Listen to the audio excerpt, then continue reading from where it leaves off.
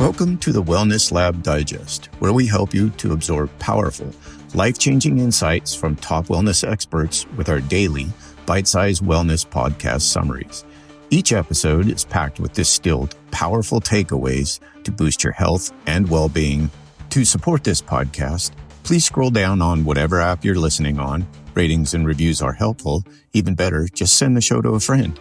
Or check out our sponsors at the bottom of the page, or simply click the Support the Show link. Okay, wow. You've sent over a ton of research on heat exposure. Yeah. Articles, notes from the Huberman Lab Podcast. Mm-hmm. You're really digging into this. It is fascinating stuff. I'm seeing saunas, hot environments. Yeah. What's the mission for this deep dive? Well, it seems you're interested in more than just relaxation. Yeah. This research suggests heat can impact everything from your metabolism to your hormone levels. Okay. Even how your brain functions. Definitely. Mm-hmm. I've heard these claims about heat being a biohack for everything. Right. It almost seems too good to be true. Yeah. Where should we even start unpacking all of this? Well, one of the fundamental things to understand is that your body actually has two separate temperatures we need to consider. Okay. Your shell temperature, which is your skin, Uh-huh. and your core temperature, which is your internal organs and nervous system. Okay. Your brain is constantly working to keep these balanced. So like on a scorching hot day when I can barely think straight, that's my brain saying cool down, conserve energy. Exactly. Oh. And that brings us to something interesting. Yeah. Impact of heat on your brain. Mm. While extreme heat can lead to lethargy, Right. studies were showing that applying heat in specific ways Interesting. can actually boost brain function. Wait, really? Yeah. I've heard about that post-sauna mental clarity, Mm-hmm. but I always assumed it was just from relaxation. Relaxation plays a role, but there's more to it. Okay. Heat seems to trigger the release of certain neurochemicals that can enhance focus and mental sharpness. Oh, It's interesting. like giving your brain a warm-up. That's wild. Yeah. Okay, what about all this talk about heat and burning fat? Yeah. What's the science behind that? This is where things get really interesting. Okay. I'm ready. You have three types of fat. Okay. White fat, Mm-hmm. which is primarily for storage, Okay.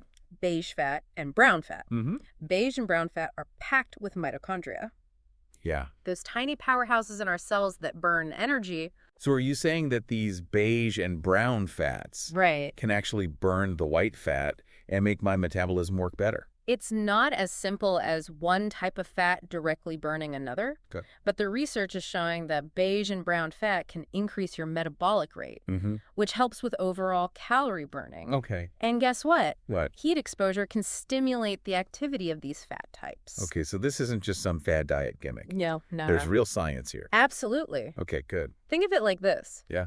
You could theoretically hack your metabolism by increasing the activity of beige and brown fat. Interesting. Some researchers believe this is a key to unlocking easier weight management. That's incredible. Yeah. It's making me think about all those times I've relaxed in a sauna. Uh-huh. Was I actually boosting my metabolism without even realizing it? It's possible. Okay. But before you start scheduling daily sauna sessions, Yeah. there's a lot more to unpack. Okay, I'm all ears. What else should I know about heat and its impact on the body? Well, remember those tiny powerhouses in our cells? Ah, The mitochondria? yeah. You mentioned they're involved in burning energy. Right. Right. Well, heat exposure also triggers the release of heat shock proteins. Okay. These proteins are like tiny repair crews that go around fixing damage in your cells. Oh, wow. They're essential for keeping your cells healthy and functioning properly. So is this where the claims about heat and longevity come in? It's part of the puzzle. Okay. These heat shock proteins help protect your cells from damage, Mm. which can contribute to overall health and longevity. Okay. Think of it as giving your body's natural repair systems a boost. So is this why people who regularly use saunas seem to have a lower risk of heart problems? There is a correlation. Okay. Studies have shown that regular sauna use is linked to a lower risk of cardiovascular disease, Mm. even overall mortality. Wow. It's not a guaranteed protection, of course. Yeah. But it's a fascinating piece of the puzzle. That is significant. Yeah. But I'm curious, Mm-hmm. do these results apply to all types of saunas or specific protocols? That's a great question. What about other forms of heat exposure? Most of the research has focused on traditional Finnish saunas, Okay. which use dry heat, Mm-hmm. but Other forms of heat exposure, Yeah. like hot baths or even spending time in hot environments, Yeah. could also have benefits. Yeah. More research is needed to determine the specific effects of different types of heat exposure. Makes sense. Yeah. It's like anything else in health. Right. The specifics really matter. Yeah. Yeah. What else should we consider in terms of the science of heat exposure? There's a fascinating connection between heat exposure and growth hormone, Okay. a hormone that's vital for cell repair and metabolism. Yeah. While we primarily associate it with growth in younger years, our bodies continue to produce it throughout our lives. I thought growth hormone was mainly for kids and teenagers. So are you saying the heat can boost our growth hormone levels even as adults? It seems that way. Wow. One study showed that a specific 2-hour sauna protocol led to a 16-fold increase in growth hormone levels in adults. Wow, that's huge. While we need more research to understand the long-term implications, this suggests that heat could potentially help us improve cell repair and boost metabolism as we age. A 16-fold increase. That's substantial. It is. Could you explain what that practically means for someone's health? For example, if someone is trying to build muscle or recover from an injury, could this growth hormone surge be beneficial? That's a great line of thinking. Okay. While more research is needed, it's plausible that the increase in growth hormone could contribute to muscle growth and repair. Okay. Athletes, for instance, might find this particularly interesting. It's all starting to connect now. Yeah. The potential for boosting metabolism, enhancing brain function, improving cell repair. Right. But I have to admit, Yeah. saunas can be pretty uncomfortable. Right. Especially at first. Yeah. How does this intense heat tie into the mood-boosting claims? That's a valid point. Yeah. While the initial heat can be challenging, sauna sessions can actually trigger the release of endorphins, Okay. those feel-good chemicals in your brain. They can lead to a sense of calm and even euphoria. So it's like a runner's high, Yeah. but in a sauna. You could say that. Okay. And there's a mental resilience aspect as well. Interesting. Regularly pushing past that initial discomfort of heat Yeah. can build your mental toughness, similar to how we train our bodies with exercise. Interesting. I hadn't thought about it that way. Yeah. But are we talking about saunas specifically?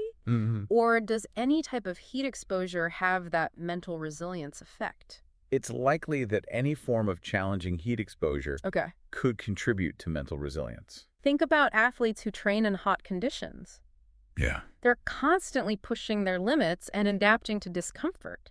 So you're saying that even if I'm not a sauna person, Right. I could still get some of these mental benefits by simply choosing to exercise outside on a hot day? It's certainly possible. Okay. The key is to embrace the challenge. Yeah. And push yourself just outside your comfort zone. Okay, this is all making sense. Good. We've covered how heat affects our core and shell temperatures, its impact on the brain, the potential for boosting metabolism and cell repair, and even the mental resilience aspect. Yeah. But where do we go from here? Well, remember how we talked about those different types of fat? Yeah. White, beige, and brown? There's a cutting-edge technique called local hyperthermia Okay. that specifically targets these fat types. Okay. And it's something you've included in your research stack. Local hyperthermia. That sounds intense. It is. I'm definitely intrigued. Let's dive into that next. Good. Okay. Local hyperthermia. Yeah. This is where things get really futuristic. Yeah, it is. We were just talking about those different types of fat. Right. White, beige, and brown. Yeah. How does this local hyperthermia play into that? What's fascinating about local hyperthermia is that it's not just about general heat exposure. Okay. It involves applying heat to specific areas of the body. Okay. And researchers are finding it can potentially change how our bodies use those different fat types. So it's not about cranking up the heat everywhere, but being strategic about where we apply it. Exactly. Right. You included a study published in the Cell, which found that applying heat to a specific area on the upper back led to changes in how the body was processing fat. Okay. They specifically targeted the area where we tend to have brown fat deposits. Hold on. This was in humans, right? Yeah. Not just lab rats. This study involved human participants. Okay, good.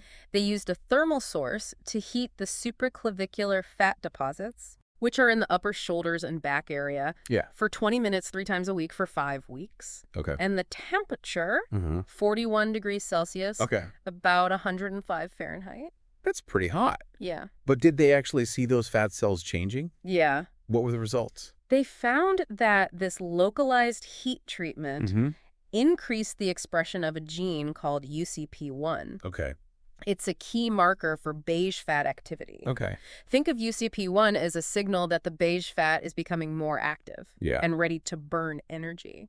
So by increasing UCP1, are we basically making those beige fat cells better at burning calories? That's the current thinking. Okay. UCP1 plays a crucial role in thermogenesis, which is the body's process of generating heat. Right. Beige fat, because it's packed with mitochondria, is great at this. Okay, I'm following so far. Good. More UCP1, more active beige fat, more efficient calorie burning. Yeah.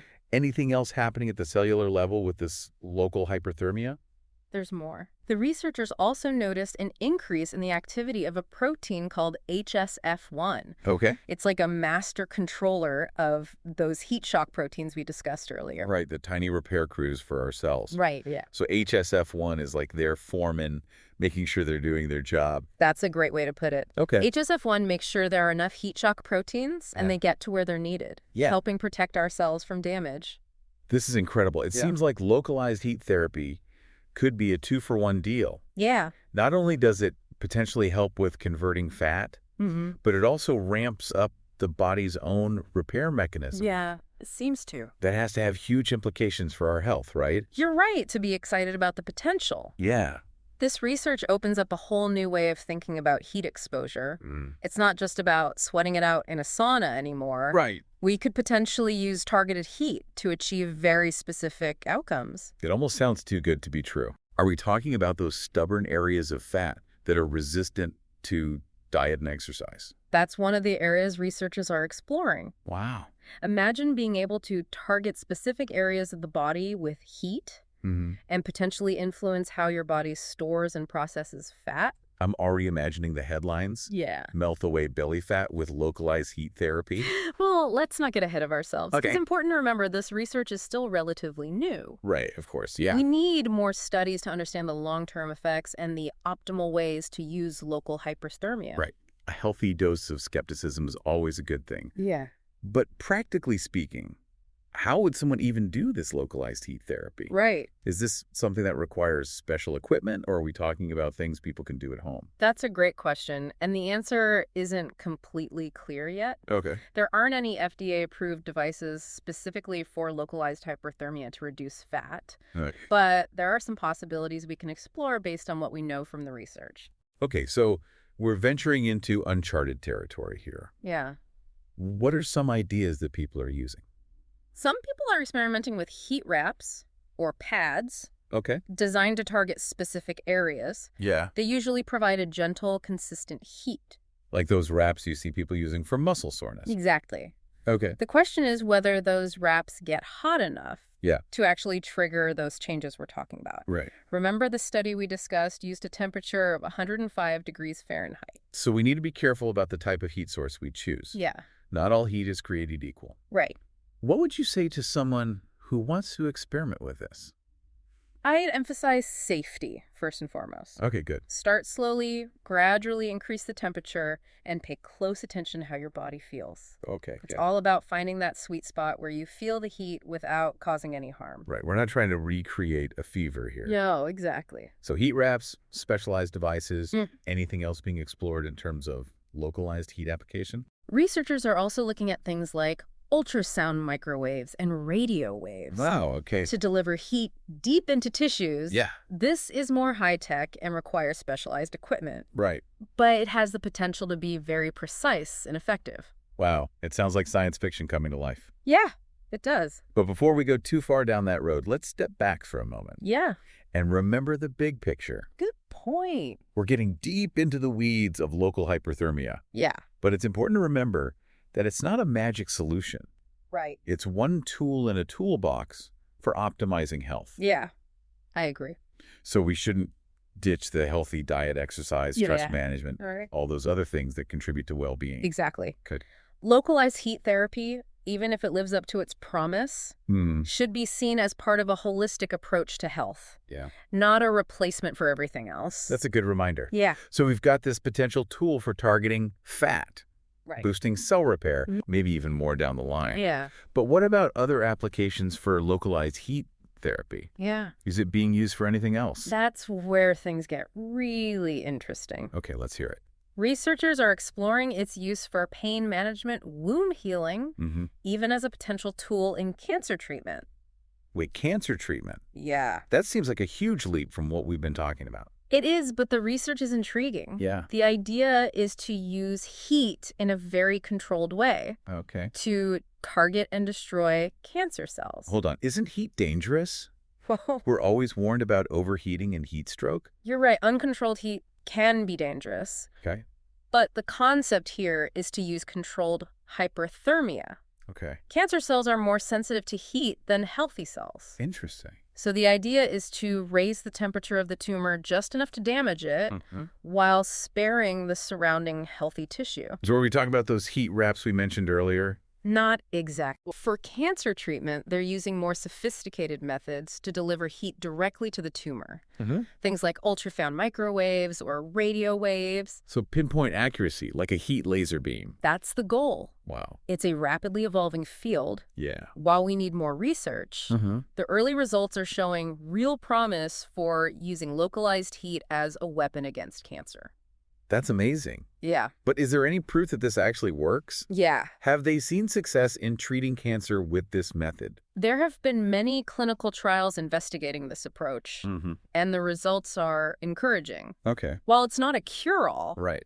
localized hyperthermia is emerging as a valuable tool, Yeah. potentially working alongside traditional cancer treatments to improve outcomes. This is mind-blowing. It is fascinating stuff. It's like we're redefining the role of heat in healthcare. Yeah. But before we get too carried away, let's talk about the practical side of things. Good idea. What should someone consider if they want to explore localized heat therapy? Great question. Let's dive into that next. Okay, so we've covered a lot of ground, from the basics of heat exposure to this cutting-edge research on localized hyperthermia. Yeah. Now, let's say someone listening is thinking, I want to try this. Right. Where should they start? Well, like with any health decision, the first step is always to talk to your doctor or a qualified healthcare professional. Okay. They can help you figure out if localized heat therapy is right for you and make sure there aren't any underlying conditions that might make it risky. That's a really important point. Yeah. It's easy to get caught up in the excitement of new research. Right. But we always need to prioritize safety and personalized advice. Absolutely.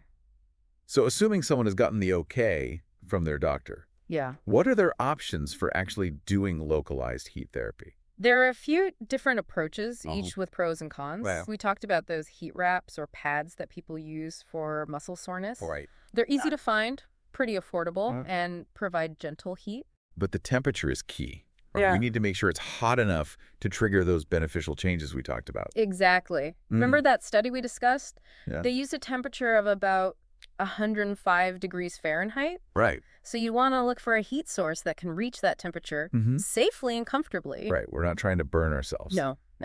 So heat wraps are one option. What else is out there? Another option is infrared saunas. Okay. They're becoming increasingly popular. Yeah, I've heard of those. The difference is that they use far infrared heat, Okay. which penetrates deeper into the body than traditional saunas. So if someone is specifically interested in targeting fat, an infrared sauna might be a better option than a traditional sauna. It's possible. Okay. Some infrared saunas are even designed to target specific areas of the body, Oh, wow. giving you more control over where you apply the heat. Oh, okay. That makes sense. Yeah. Heat wraps, infrared saunas. Any other options? What about those high-tech methods we discussed earlier? Right. Like ultrasound and microwaves. Those are definitely more advanced Yeah. and not something you can do at home. Right. Right now, they're mainly being used in research settings and clinical trials, Okay. but they have the potential to be very precise and effective for delivering heat to specific areas deep within the body. It's amazing to think about the future of this technology. Yeah, it is. But for the average person who's just starting to explore localized heat therapy, it sounds like heat wraps or infrared saunas are good places to begin. Yeah, I think so. What advice would you give someone who's ready to try it out? I'd say, first and foremost, start slowly Okay. and pay attention to your body's signals. Yeah. Begin with a shorter duration and a lower temperature. Okay. Then gradually increase as you feel comfortable. So it's like any new workout routine. Right. Ease into it and don't push yourself too hard too soon. Exactly. What about frequency? How often should someone do localized heat therapy? That's a good question. And unfortunately, there's no one-size-fits-all answer. Right. It depends on the type of heat therapy, the targeted area, and your individual tolerance. All right. I'd recommend discussing this with your healthcare provider. Okay. They can help you create a personalized plan. That makes sense. So personalize the approach. Yeah. Start slowly listening to your body. Are there any other red flags people should watch out for? Any signs that they should stop or adjust their approach? Absolutely. If you experience any pain, dizziness, nausea, or discomfort, stop immediately and consult with your doctor. Okay. It's always better to err on the side of caution. Right. We're not aiming for discomfort. We're aiming for those sweet spot benefits. Exactly. So as we wrap up our deep dive into the world of heat exposure, what are the key takeaways you hope our listener will remember? Here's what I hope you walk away with. Okay. First, heat exposure can be more than just relaxing. It has the potential to impact various aspects of your health, from metabolism to brain function to cell repair. That's huge. Second, localized heat therapy is a fascinating new area of research. While more studies are needed, the potential applications are vast. Right. Ranging from fat reduction to pain management to even aiding in cancer treatment. Wow. Third, if you're interested in exploring localized heat therapy, talk to your doctor. Okay. Start slowly, listen to your body, and be patient. This is a new frontier, and we're all learning as we go. Those are great takeaways. Good. It's been a fascinating journey exploring the science of heat exposure. Yeah, I agree. And I'm sure you, our listener, have learned a lot from this deep dive as well. I hope so. Stay curious, keep exploring, and as always, take care of yourself. Thank you for listening to the Wellness Lab Digest. If you receive value from the podcast, I have 3 asks of you. 1, share the show on social media with your friends and tag the show at the Wellness Lab Digest on Instagram. Number 2, please leave a rating and review in whatever app you're listening on. And last but not least, please let me know what topics you would like us to cover in the future. You can contact me at empoweringmen.org/contact. And right now we have a free ebook to get you started on your wellness journey as well. That's empoweringmen.org/contact. To support this podcast, check out our sponsors at the bottom of the page or simply click the Support the Show link.